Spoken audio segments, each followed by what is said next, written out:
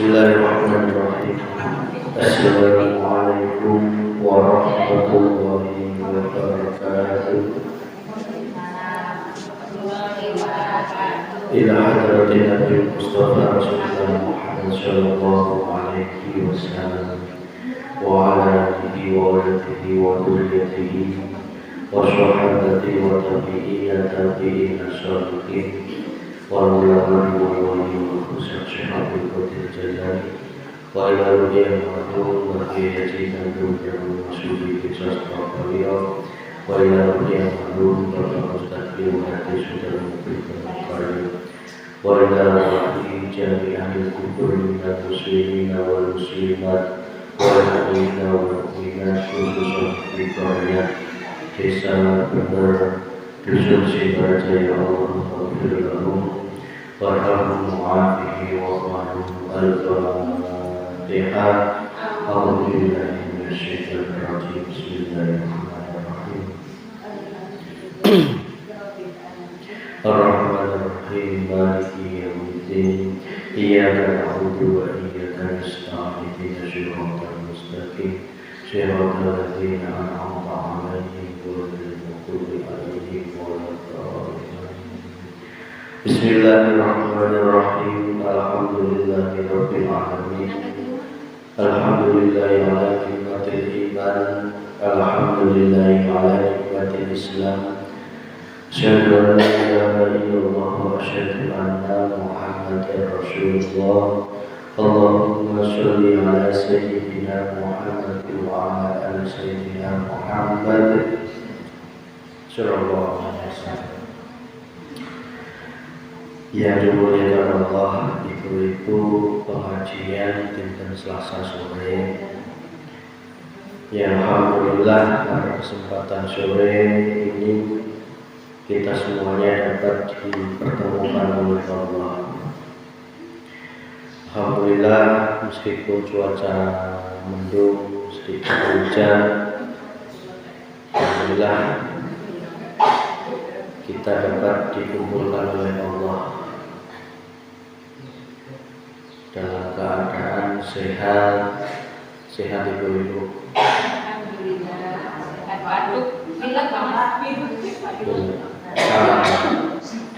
Lagi musim berarti ya? Saya juga iya. Bila nondei batu meriang ya, meriang. Mungkin pergantian musim.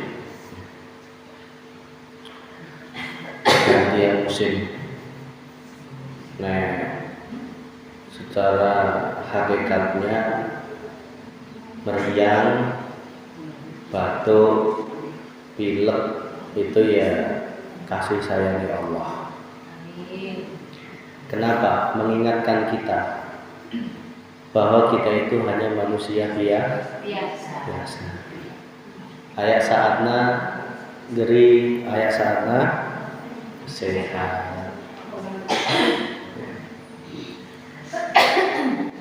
Alhamdulillah pada kesempatan yang sore ini mari kita melanjutkan materi kita tentang babagan Isra wal Mi'raj, yang mana ini merupakan pertemuan ketiga kita membahas tentang babagan Isra wal Mi'raj, yang mana di babagan minggu kemarin kita sudah dibukakan oleh Allah bahwa syarat Isra Mi'raj yaitu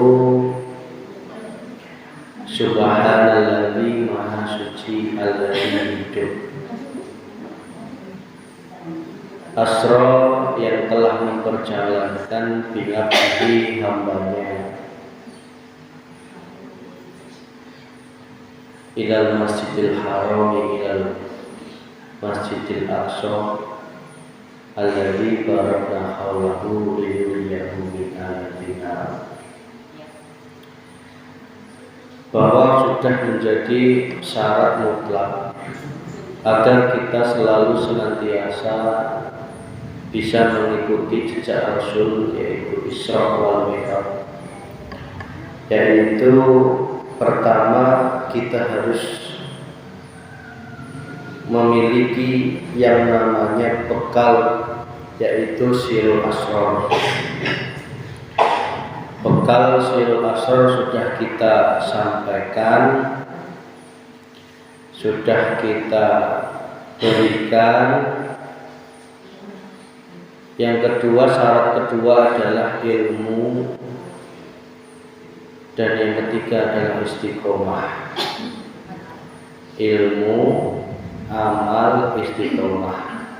Ilmu yaitu ilmu yang babakan hati hanya menghadap Allah.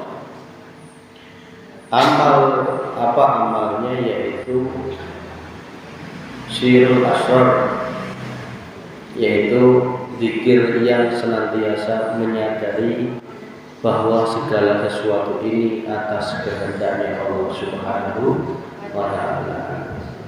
Yang ketiga baru istiqomah. Kalau ketiga itu sudah engkau pegang, ilmu sudah engkau terima, Sirul Asrar sudah engkau terima, maka langkah selanjutnya adalah berjamaah dengan para nabi. Ya. Rasulullah dari Masjidil Haram ke Masjidil Aqsa. Di Masjidil Aqsa sebelum naik ke Sidratul Muntaha, itu Rasulullah melakukan sholat berjamaah dengan para nabi dan rasul sebelumnya. Apa makna dari nabi berjamaah dengan para rasul? Artinya, ketika kita sudah membawa Sirul Asrar, maka hati kita akan ditempatkan oleh Allah berkumpul dengan para aulia, para kekasih Allah. Meskipun dohir kita kadang sering masih berkumpul dengan orang tukang judi, tukang mabuk, berkumpul dengan orang yang sering melakukan maksiat, tetapi bagi orang yang sudah dibekali Sirul Asrar, maka hatinya, ruhnya, meskipun jasmaniah dikumpulkan dengan orang-orang ahli maksiat, tetapi hatinya dikumpulkan oleh Allah berjamaah dengan para aulia. Artinya kita ini sudah menyadari betul bahwa kita ini mengikuti jejak Nabi dan Rasul sebelumnya, yaitu menyadari mutlak bahwa kita ini hanya dijalankan, digerakkan, disuruh, dihidupi oleh Allah. Jika di dalam hati panjenengan sudah ada iman di situ, di setiap gerakan dohiriyah kita, hati selalu menyadari bahwa kita ini hanya pesuruh, hanya digerakkan, hanya dihidupi oleh Allah semata, maka di situ artinya roh kita sudah ditempatkan oleh Allah berjamaah, berkumpul dengan para aulia, para nabi dan para rasul. Jadi mengikuti rasul itu tidak hanya berjamaah secara fisik, tetapi hati juga harus berjamaah dengan para nabi dan rasul, yang artinya iman kita harus selalu duduk hak bahwa semua takliwernya alam semesta ini, termasuk diri kita, termasuk semua makhluk, bah malaikat, jin, bah manusia, hewan, planet-planet, apapun di alam semesta ini, semua itu hanyalah utusan Allah. Artinya semua itu tidak mungkin ada, tidak mungkin bisa bergerak, tidak mungkin bisa hidup kecuali atas izin Allah Subhanahu wa taala. Jika kita sudah duduk di situ, iman kita duduk di situ, maka itu menjadi gerbang awal kita bisa mi'raj. Apa itu mi'raj? Yaitu perjumpaan rohani kita dengan hidup, yaitu Allah Subhanahu wa taala. Ada dua kemungkinan, apakah makom kita ini akan naik ke langit 1, 2, 3, 4, 5, 6, 7 Sidratul Muntaha, atau justru nyungsep ke dalam tingkatan bumi lapis 7, yang semuanya itu, langit dan bumi itu ada di dalam hati kita. Ya. Langit itu merupakan arah tanda hati yang ma'rifat, bumi itu tanda hati yang disiksa oleh Allah. Cara mengukurnya gampang. Ketika engkau hatinya masih di tanah, contoh kalau kita masih di tanah, itu masih sombong ya Bu ya. Kita masih berjalan di tanah, dijamin sombong itu masih ada, bener ya? Sombong, merasa paling hebat, merasa bisa berjalan sendiri. Sekarang tak tanya, ibu-ibu kalau naik perahu, ya, naik perahu berdua sama nahkodanya, perahu kecil. Terus ketika naik perahu dibawa ke tengah lautan, nahkodanya nyemplung karena dia bisa renang, dia meninggalkan ibu. Terus ibu cuman sendiri di tengah lautan, tidak menyentuh tanah. Kira-kira masih bisa sombong nggak? Bayangkan.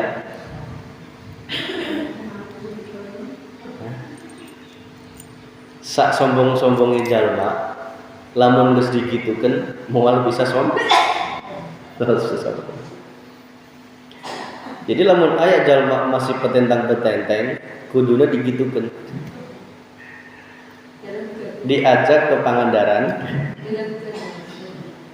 dinaikkan perahu, ditinggal di tengah laut sendirian. Kira-kira masih sombong apa enggak? Ada emosi kumaha? Nyerekan kumaha mesti tinggal. Akhirnya cicing nangis, jejeritan, tobat. Ya Allah, aing erek pae.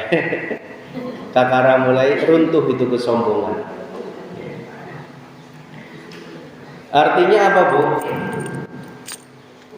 Ketika diri kita masih diliputi oleh 4 nafsu, itu artinya kita nggak mi'raj ke Allah, justru malah berada di dalam tingkatan neraka yang paling dalam. Ibu-ibu kalau pernah gali kuburan? Belum.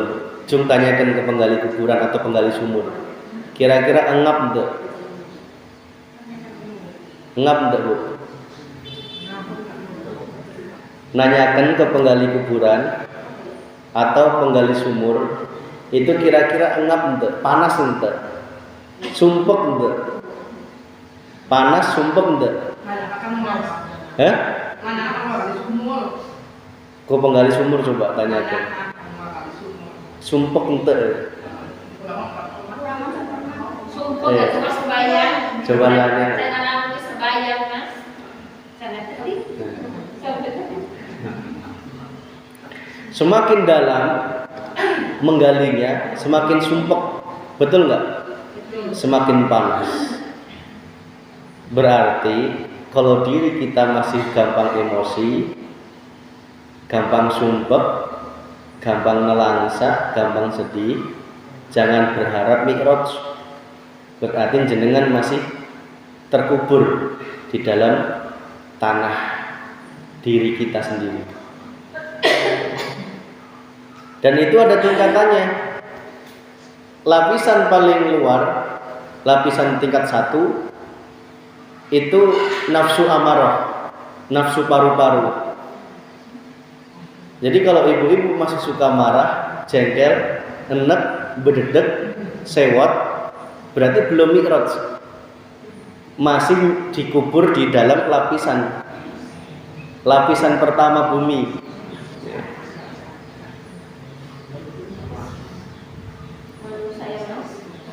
Berarti marah, sewot, enek, jengkel, bededek, dendam, apalagi nafsu paru-paru.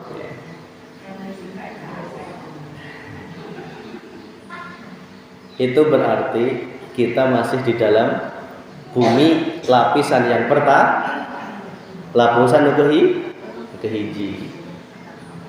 Lapisan kedua itu ibu-ibu syahwat dunia, cinta terhadap dunia, nafsu perut.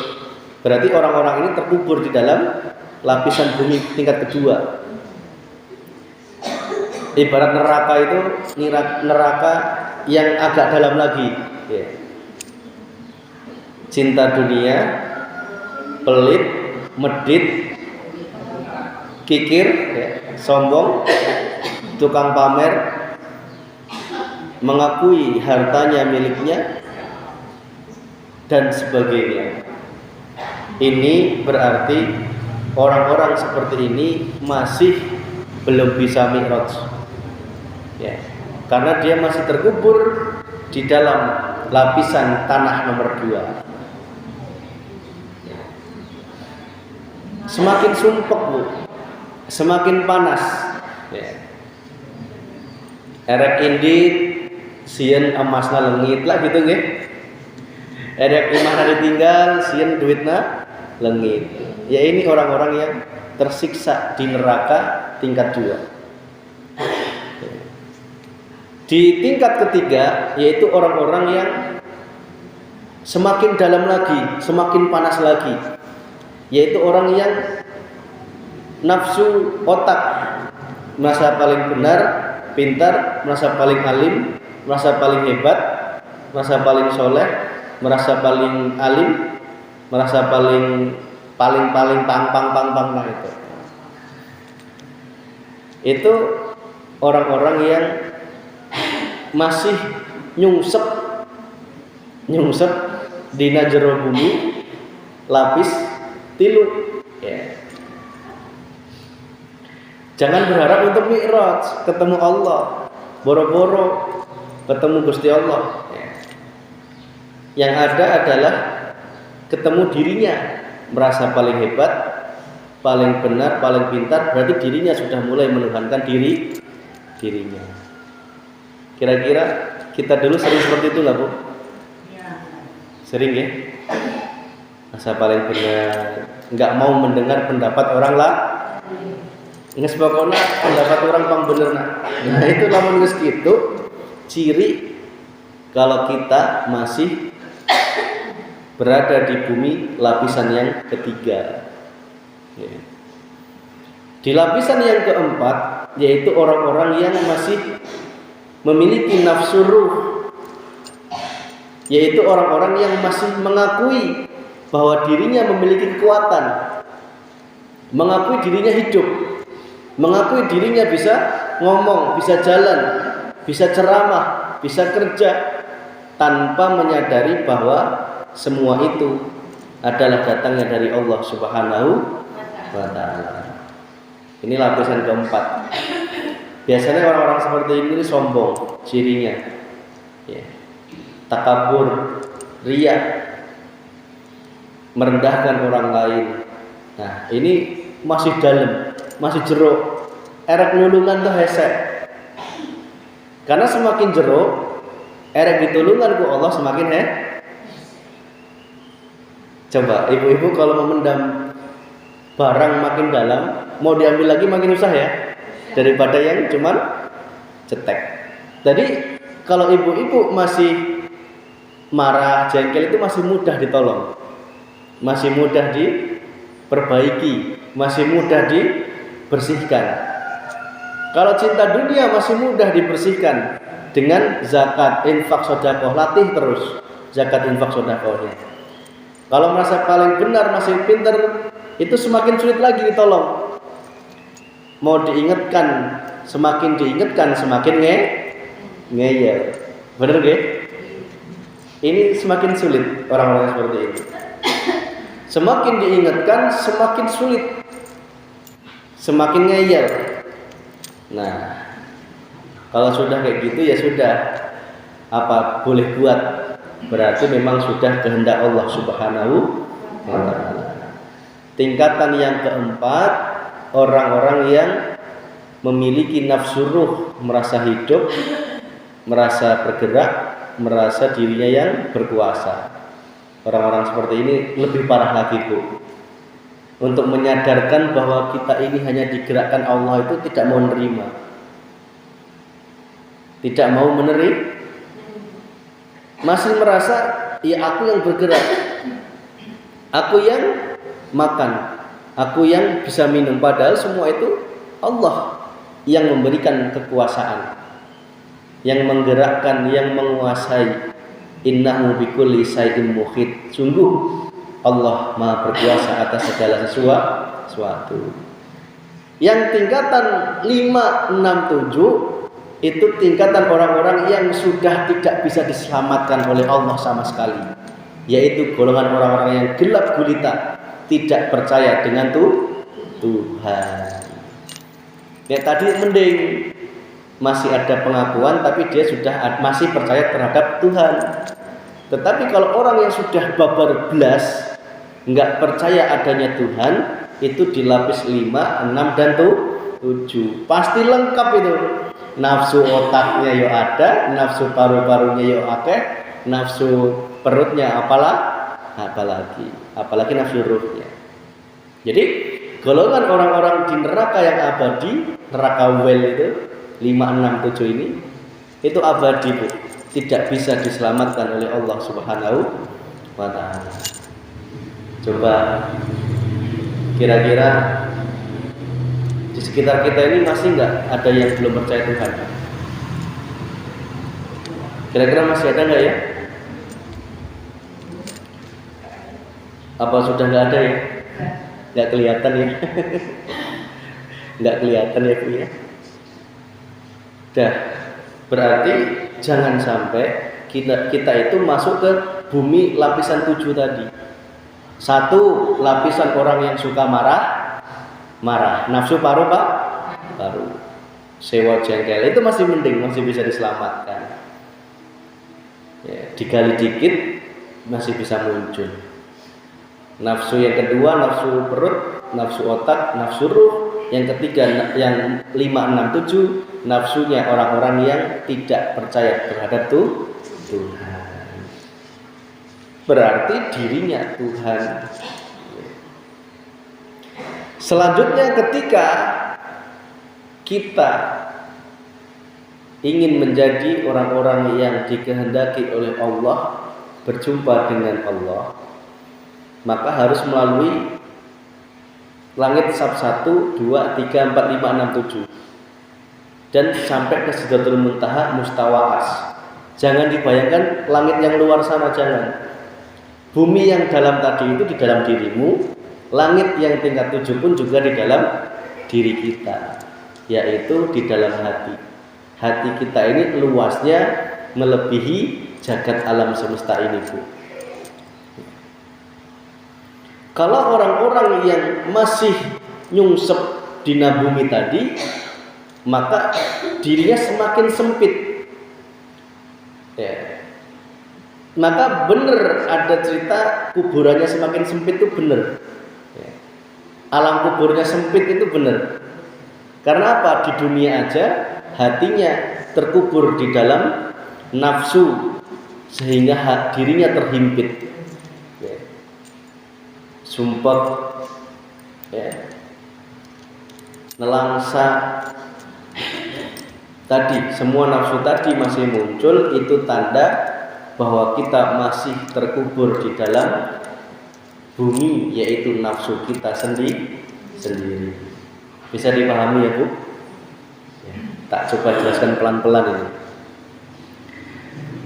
Kita harapannya ya Bu, ya mendinglah ibu-ibu kalau sudah mulai naik ke puncak gunung Sadahayu mulai dingin nggak? Dingin. Kalau tadi kan di dalam sumur sumpek ya, semakin lapis 7 gelap gulita semakin panas. Itu hati. Jadi nek orang masih gampang panasan itu berarti orang itu masih di dalam lapisan bumi paling dalam. Meskipun dia rajin sholat, rajin ibadah, tidak menjadikan ukuran. Nek mulai naik ke Sadahayu mulai dingin ya, ketembong semakin dingin. Komo naik ibu-ibu ke langit sab 1, 2, 3, 4, 5, 6, 7. Artinya apa Bu? Jika diri kita semakin menemui ketenangan, maka kita itu di langit sab 1 terbebas dari marah. Ini dulu, nafsu paru-paru itu sudah terbebas. Jadi ibu-ibu sudah mulai meninggalkan yang namanya nafsu paru-paru. Marah, jengkel, enek, sewat, dendam itu sudah mulai ditinggalkan. Berarti itu tandanya ibu-ibu sudah masuk ke langit sab 1. Mas, kok saya masih muncul marahnya? Berarti jenengan itu naik turun gitu. Tadinya mau parkir ke langit sab 1 turun lagi ke Simbar. Naik lagi, turun lagi ya. Mending daripada dikubur di bumi tingkat 7. Ketika ibu-ibu sudah bisa melepas tadi ya Bu, marah, enek, jengkel, sewot, berarti ibu-ibu sudah bisa berkumpul dengan Nabi Adam. Di langit sab 1 itu berkumpul dengan Nabi Adam alaihi salam. Di langit kedua, ibu-ibu artinya sudah bisa melepas cinta dunia. Ya. Tadi langit pertama susah ya Bu ya? Susah ya untuk meninggalkan marah, enek, sewot, jengkel, itu aja masih susah. Menembus langit 1 aja masih susah. Apalagi langit kedua, meninggalkan kesenangan dunia. Iya. Komo ya Mas. Makin yes. Pare unggal sore, unggal pagi direwangi di gebahan ya. Sampai bawa tongkat yang dikasih plastik ya, sambil teriak-teriak kesana kesini, tetap parena beyak ya. Pasti hati menuduh itu ngebeyaken burung. Kalau masih di situ berarti jenengan masih cinta terhadap dunia. Ngasih menuduh bahwa ngebeyaken eta burung. Hatimu kudu melihat Allahnya. Meskipun engkau jagaan, kok akhirnya beyak juga.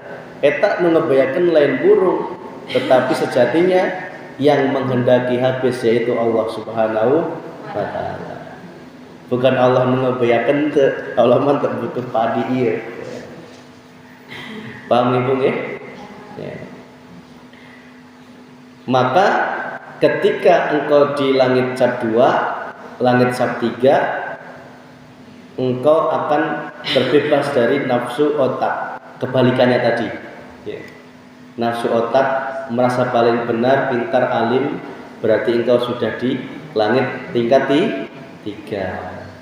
Di langit tingkat 4 engkau terbebas dari nafsu ruhaniyah, yaitu merasa paling bisa hidup, merasa bisa bergerak, itu sudah enggak ada. Yang ada engkau masuk ke tingkat 5, 6, 7, yaitu tingkatan Nabi Ibrahim, yaitu bertauhid kepada Allah Subhanahu wa ta'ala. Yang ada hanya Allah Subhanahu wa ta'ala. Itu tingkatan orang-orang yang makrifat kepada Allah Subhanahu wa ta'ala. Maka ada cerita ketika Nabi Muhammad SAW mengalami Mi'raj, itu beliau masuk ke alam mukasafah. Alam mukasafah itu terbukanya tirai ghaib, masuk ke alam malakut, alam jabarut. Malakut itu alam terbukanya para malaikat. Alam jabarut terbukanya alam jin. Yang ketiga alam lahut, terbukanya alam para kekasih Allah. Maka di langit cap 1 beliau ketemu Nabi Adam. Langit cap 2 ketemu Nabi Yahya dan lain sebagainya, sampai ke 7 itu Nabi Ibrahim alaihissalam. Itu artinya apa, Bu? Ketika panjenengan masih mungkin di antara ibu-ibu kok pernah mimpi, ya, pernah mimpi terbuka hal-hal gaib, itu ibu-ibu masih belum di alam musyahadah, belum ketemu Allah, belum. Itu masih alamnya para makhluk. Jadi nggak usah bangga, ya Bu ya. Ini alamnya orang-orang sakti itu di sini, Bu. Di langit 1 sampai langit 7. Ya. Nah, ibu-ibu, ketika dibukakan alam jin, ini bahaya. Bagaimana bisa terbuka? Karena mengamalkan amalan-amalan yang diniatkan oleh selain Allah. Saya nggak ngajari, tapi tolong jangan dilakukan. Gimana itu maksudnya? Saya tidak ngajari, tetapi tolong jangan dilakukan. Nek nggak mau jadi dukun atau orang sakti, jangan mengamalkan wiritan, bah puasa, bah sholawatan, bah tahajud, bah sholat, bah puasa apapun, tetapi niatnya pengen selain Allah. Selain Allah itu apa? Ya bisa sakti, bisa apa? Sugih, bisa laris dagangane, parene alus.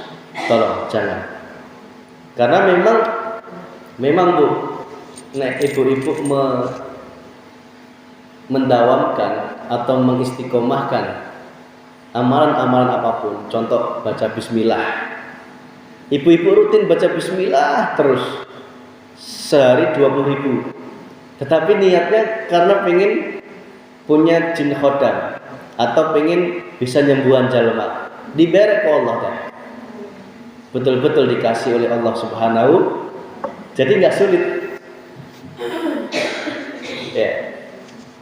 Nggak sulit untuk masuk dunia seperti itu, nggak sulit. Yang penting gelem prihatin. Betul. Makanya orang zaman dulu itu sering prihatin, banyak yang sakti. Karena apa? Prihatinnya itu masih karena ingin ketemu selain Gusti Allah. Ya. Salah? Enggak salah. Karena memang makomnya masih seperti itu. Maka khusus, tak bilang ya, khusus bagi ibu-ibu yang sudah menerima ajaran ini, khusus ibu-ibu loh ya. Bukan berarti saya menyalahkan yang lain, enggak. Tolong, jika engkau fokusnya ingin selamat dunia akhirat, ingin berjumpa Allah ketika masih hidup di dunia, tolong Jangan mengamalkan amalan yang niatnya masih karena selain Allah Subhanahu wa taala. Ditinggalkan wae. Bukan berarti amalannya dieureunkeun lain. Bukan berarti sholawatannya dieureunkeun lain. Bukan berarti ngajinya dieureunkeun lain, tetapi niatnya tolong diluruskan hanya dari Allah, karena Allah dan hanya untuk Gusti Allah. Lamun enggak gitu, kalau enggak seperti itu, engkau akan masuk terjebak di dalam alam mukasafah, yaitu alam terbukanya dunia gaib. Jenengan akan memiliki kodam, Bu. Betul ini. Kodam itu wujudnya jin.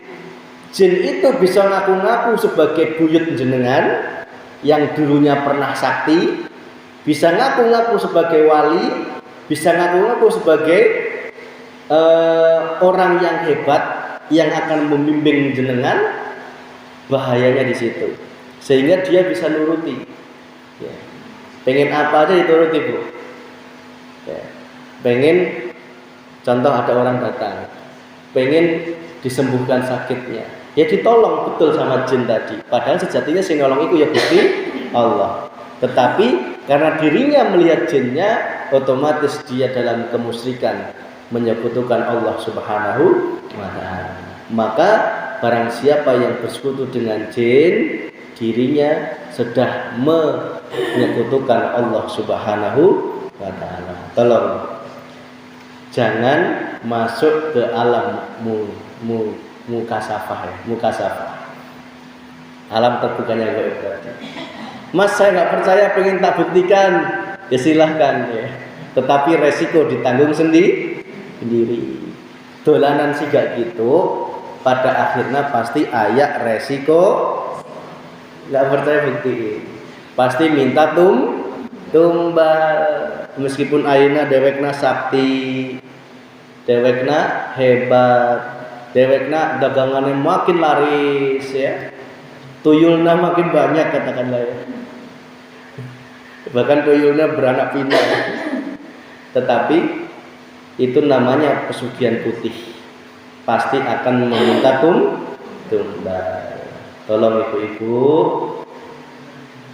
sudah sering ya banyak kejadian ya, ketika orang yang sudah mau meninggal menyesal karena dulunya memiliki amalan-amalan, rapalan-rapalan ya, ucapan-ucapan ya, benar enggak?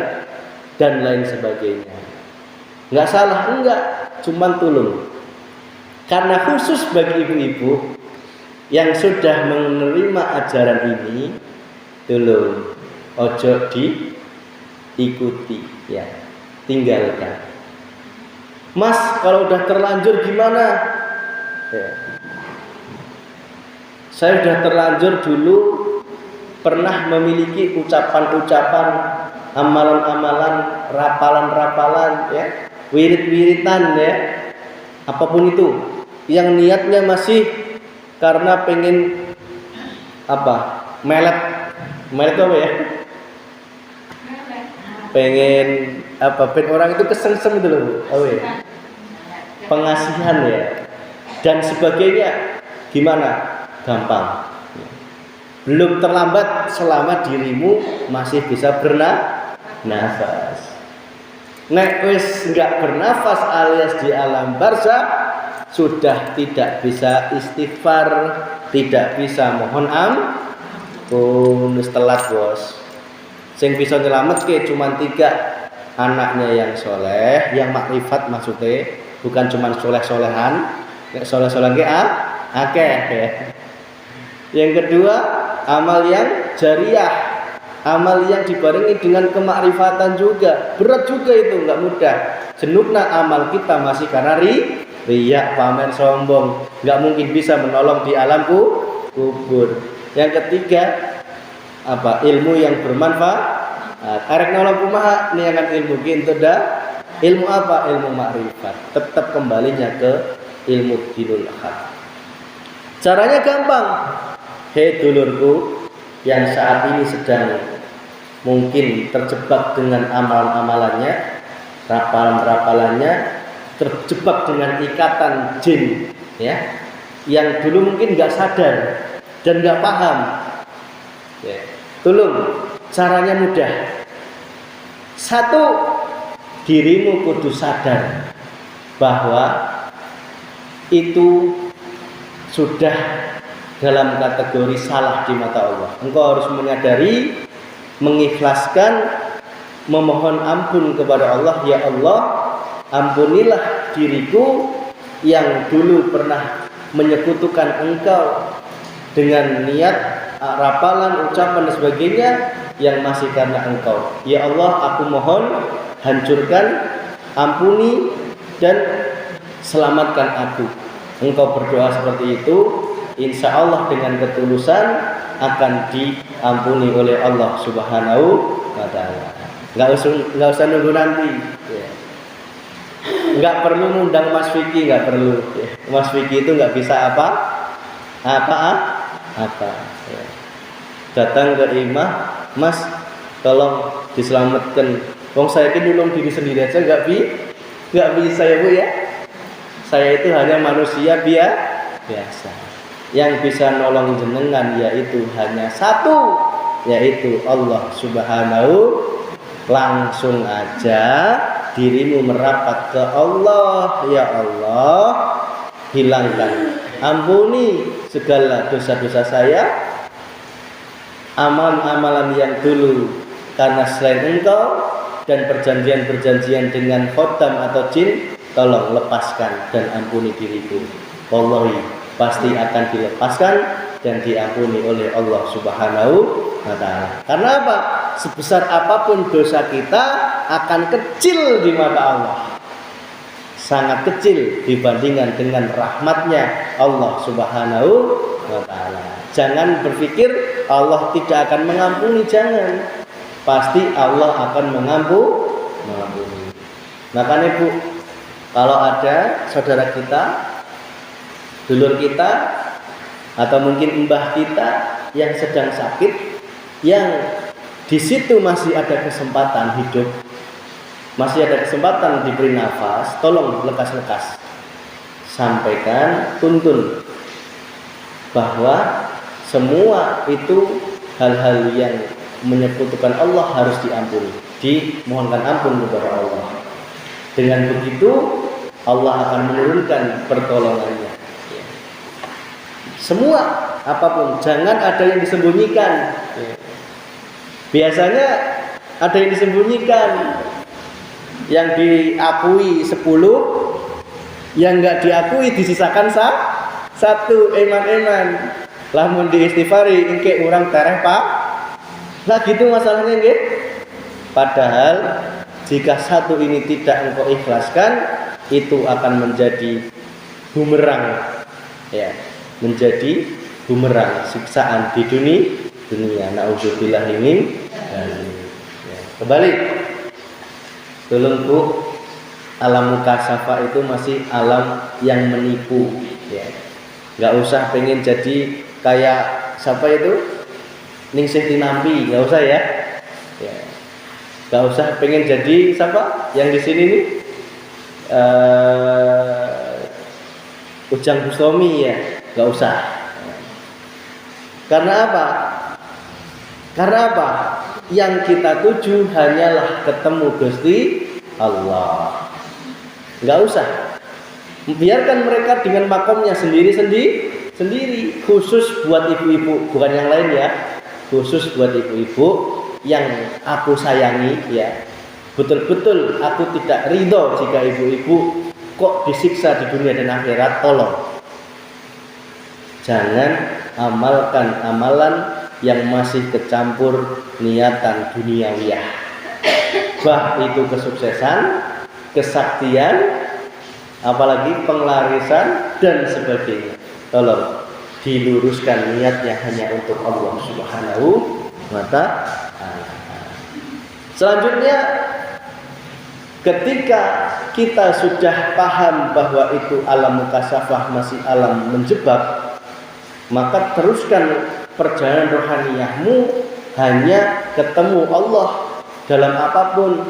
Berarti ibadah kita ya hanya untuk Allah.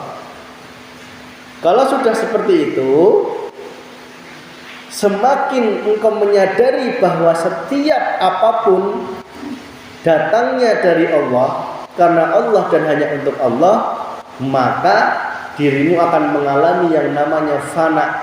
Fana itu merasa sepenuhnya yang hidup hanya Allah. Sudah nggak ada Vicky, nggak ada ayam, nggak ada matahari, nggak ada. Yang ada hanya hidup, yaitu Allah Subhanahu wa Ta'ala. Ya. Dirinya selalu inni wajhtu wajhiyah. Maka pada saat Mi'raj, di situ erat kaitannya dengan bacaan tahiyat akhir. Kumaha bacaan anak Bu? Bacaan tahiyat akhir kumaha? Ketika Rasulullah detik-detik mau berjumpa dengan Allah, itu menyampaikan at-tahiyatul mubarakatus sholawatut thayyibatul lillah. Itu syaratnya. Berarti nek pengen ketemu Allah itu syaratnya itu, Bu. Kita bedah. At-tahiyatul, segala penghormatan. Berarti nek ibu-ibu masih ingin dihormati, dihargai salaki, pantas enggak ketemu Allah? Belum pantas. Kalau masih belum melepas kehormatanmu, belum menyatakan itu milik Allah, berarti dirimu masih di bumi tadi. Ya, nafsu, otak merasa ingin dihormati, dihargai, diwahkan. Apalagi aku kan presiden ya. Aku kan lurah ya. Pokoknya kalau hajatan kudu disorot ya. Lamun geus datang kudu ditempatkeun nu pangharep. Nah, delalah disorot poho ya. Pas datang ditempatkeun tukangna. Eta lamun jalma nuncan katimu Allah, tak jamin hatinya panas, marah. Bener enggak, Bu? Wong aku kan lurah, kudune dihormat. Nauzubillah. Makanya Bu, jangan buru-buru pengen jadi lurah kalau belum bisa makrifat kepada Gusti Allah. Nanti akan kesiksa di dunia dan kesiksa di akhirat. Ya. Gimana kalau kesiksa? Wong arek kondangan wae ditempatkan pang tukang. Nah. Tapi bagi lurah yang sudah makrifat, itu tidak akan menjadi siksaan. Justru tempat paling tukangna itu sebagai jalan untuk ketemu Allah.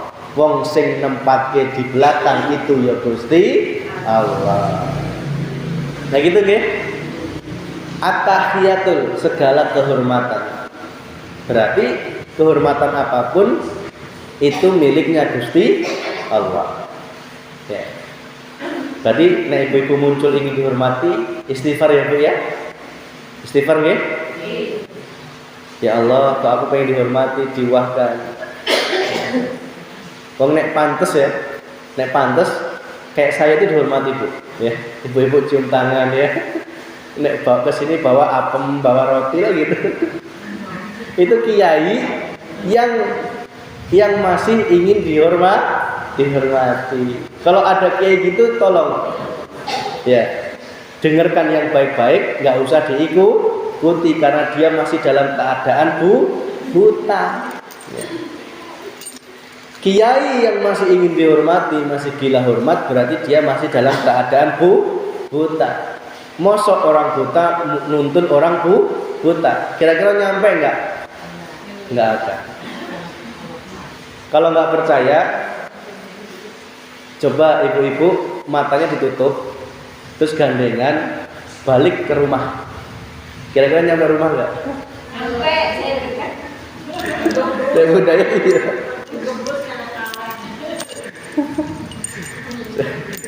Kamu bumatun kadus, mata ditutup balik ke imah. Mual bisa ya. Kalau matanya ditutup. Kalau dibuka, insya Allah padang jin. Apa tutupnya itu? Itulah wujudnya kesenangan dunia. Jadi nek kita pengen bisa balik ke asal kita surga, ya Bu, tolong tutupnya hati yang wujudnya syahwatud dunia itu betul-betul dilepas. Apa? At-tahiyatul mubarakatuh, segala keberkahan. Keberkahan itu miliknya Gusti, yang menjadikan padi bagus melalui bumi. Siapa yang memberkahi? Gusti Allah.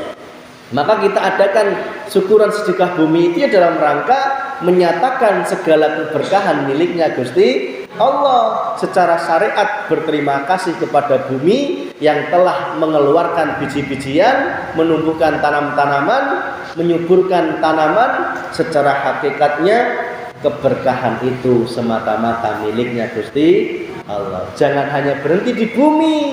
Nek berhenti di bumi, jenengan malah menyembah bumi. Ya. Hati-hati nggih Bu nggih. Saya dari dulu masuk ke sini nggak pernah larang yang namanya sedekah bumi, enggak. Justru malah tak dorong. Ya. Sing penting pandangan hati jenengan jangan hanya berhenti di bumi, berhenti di pohon, di batu, jangan. Pandangan rohaniah jenengan harus nembus bahwa yang memberikan keberkahan yaitu datangnya dari Allah. Setuju Ibu? Setuju. Itu tugas saya itu meluruskan, bukan melarang. Tidak ada yang jelek. Ya. Yang ada hanya mengingatkan, ngelingke, dulurku wong Simbar, tolong jangan sampai salah melihat. Tatapan matamu itu hanya kepada Gusti Allah. Tatapan mata hati kita harus hanya kepada Allah Subhanahu wa ta'ala.